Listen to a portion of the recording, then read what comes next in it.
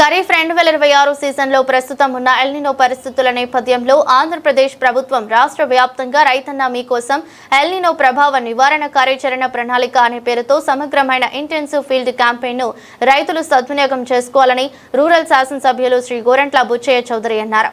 రాష్ట్ర వ్యాప్తంగా అన్ని వ్యవసాయ కుటుంబాలు మరియు భూములకు 100% కవరేజ్ చేయాలని, సమగ్ర రైతు మరియు పార్సల్ డయాగ్నోసిస్ చేయటం, పొలం స్థాయిలో పంట పరిస్థితులు, తేమ ఒత్తిడి స్థాయిలో ఎండిపోవటం, వాడిపోవడం, చీడపీడల ఉధృతి, PMDS స్థితి, తోటలు, బీడు మరియు బంజరు భూములను అంచనా వేయడం, తక్షణ ఉపశమన చర్యలు, PMDS కరువు నివారణ ప్రోటోకాల్స్, ప్రాణాధార అనుబంధ నీటిపారుదల, విత్తన పెల్లెటింగ్ మరియు ప్రత్యామ్నాయ పంటల నిర్వహణను అమలు చేయడం. ఇది పారదర్శకమైన ట్రాకింగ్ కోసం APAIMS 2.0 ప్లాట్ఫారంను ఉపయోగించి పటిష్టమైన డిజిటల్ పర్యవేక్షణ యంత్రాంగాలను ఏర్పాటు చేస్తుందని మరియు అధికారిక ఫార్మర్ యాప్ ద్వారా రైతు సంఘాలతో ప్రత్యక్ష సంభాషణను ప్రోత్సహిస్తుందని అన్నారు.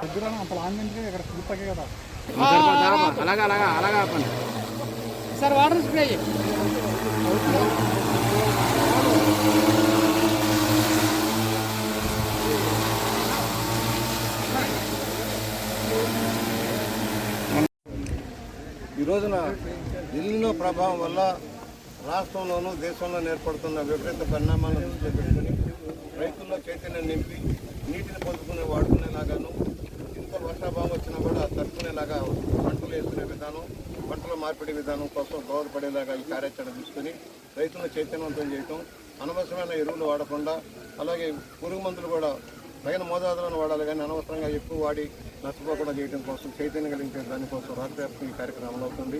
ఇవాళ ఒకటే సబ్సిడీ మీద ఎరువులు, పురుగు మందులు, విత్తనాలు ఇవ్వటమే కాకుండా వాళ్ళ యంత్ర పరికరాలు కూడా ఇచ్చి అధునాతన యంత్ర పరికరాల ద్వారా వ్యవసాయాన్ని ఎక్కువ దిగుబడి సాధించేలాగా, ఖర్చు తగ్గేలాగా చేయడం కోసం రాష్ట్ర ప్రభుత్వం కృషి చేస్తుంది.